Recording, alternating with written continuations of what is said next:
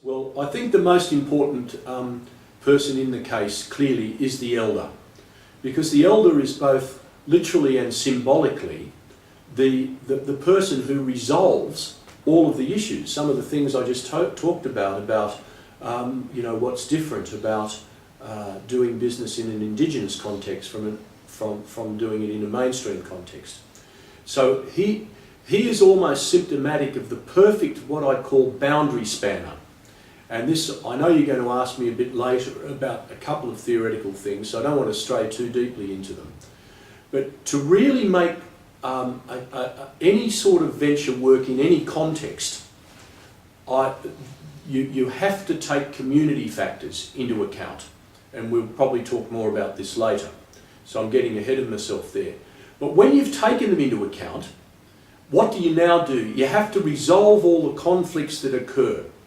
And in the research literature, this activity is called boundary spanning.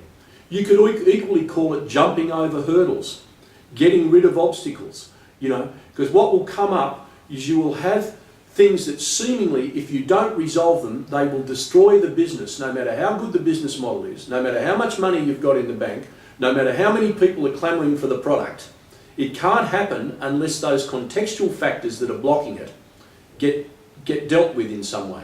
And clearly in our case here, the most important ones are factors of worldview and different social networks and different attitudes to things. And the elder very skillfully was able to resolve those.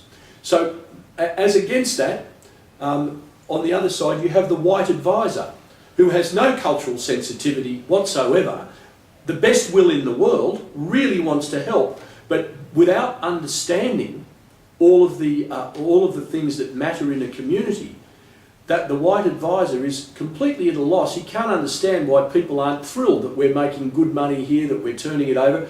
This venture, from the white perspective, the mainstream perspective, looks like a terrific little business and a great success.